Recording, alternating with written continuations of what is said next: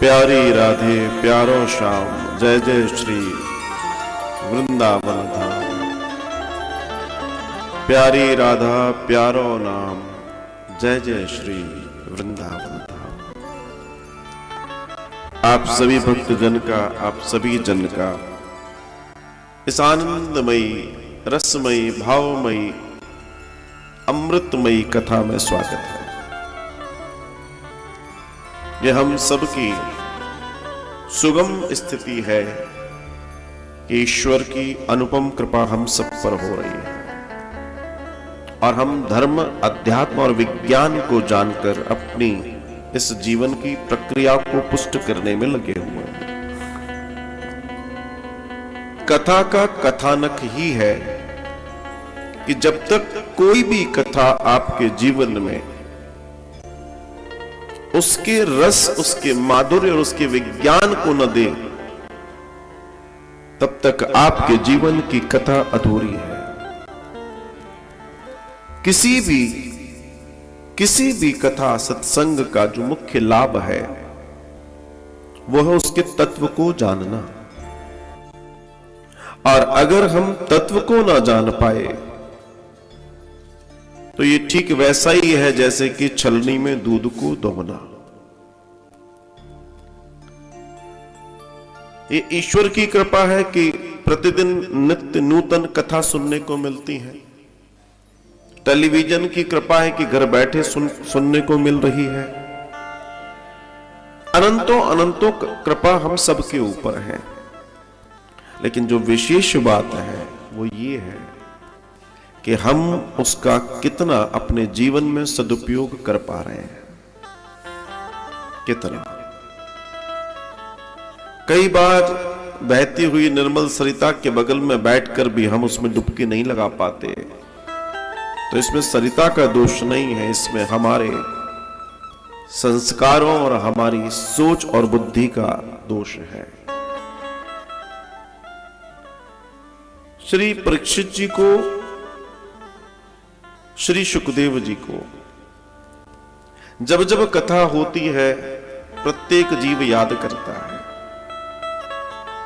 एक ऐसा कार्य हो गया जिस कार्य से पूरे जितने अनेकों वर्ष उनके आगे आने वाले हैं, जो आ रहे हैं, जो और आएंगे, जो और आएंगे, उनको प्रणाम किया जाएगा, उनका नाम सुमिरन किया जाएगा, उनके मन चित्त, उनकी कथाओं को ध्याया जाएगा। ये कितनी महान स्थिति है कि आज से लगभग 5000 वर्ष पहले किसी ने किसी को कथा सुनाई और वो जो किसी थे और वो जो किसी जिसने सुनी थी, आज प्रत्येक कथा में उनका गान होता है। ऐसे ही हमारा और आपका जीवन है। जब कोई कथा कराता है और जब कोई कथा करता है तो जितने लोग सुनते हैं, जितने लोग सुनने आते हैं, अगर कथा कराने वाला पूरे भाव से कथा करा रहा है और कथा करने वाला भी पूरे भाव से कथा कर रहा है तो कथा तो 7 दिन में विश्राम हो जाती है, लेकिन कई वर्षों तक उस कथा का स्मरण, उसकी स्मृतियां सुनने वालों के मानस में ठहर जाती है। जैसे परीक्षित जी और सुखदेव जी सबके मानस में ठहर गए, वैसे ही श्रोता और वक्ता अर्थात कथा कराने वाले और कथा करने वाले और सुनने वाले, ये 3 लोग अगर किसी एक जगह संगम की तरह मिल जाए तो गंगा, जमुना, सरस्वती का संगम जैसे होता है और ये संगम हजारों ऊर्जाओं से भरा होता है, ऐसे ही जीवन का कल्याण कथा कर देती है और जीवन को उस उन्नत अवस्था में ले जाती है जहां ईश्वर से मिलन और प्रेम बहुत निकट हो जाता है।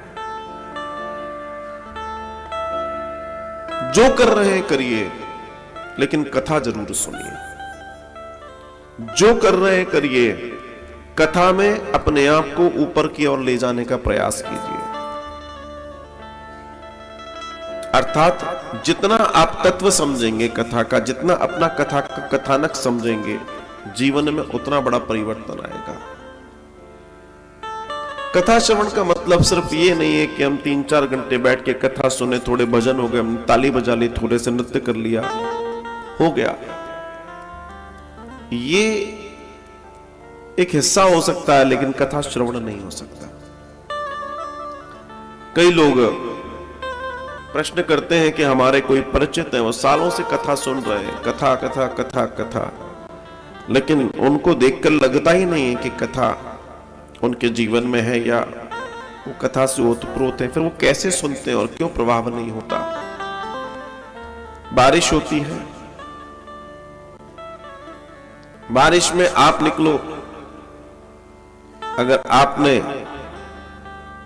रेनकोट पहना हुआ है तो बारिश से आप बच जाओगे।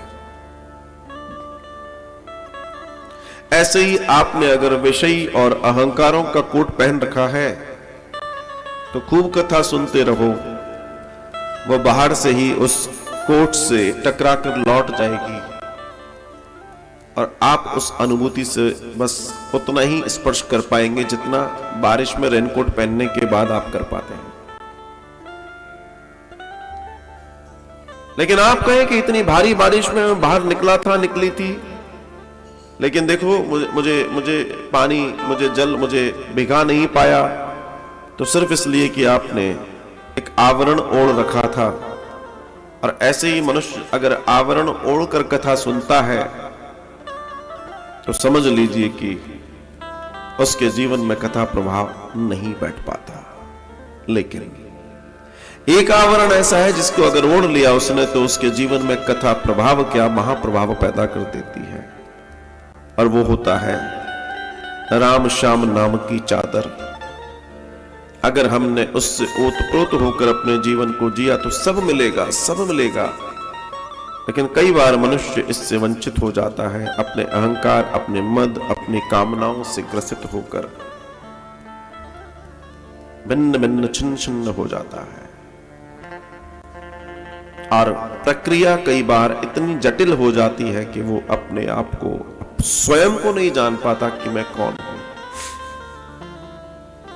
कथा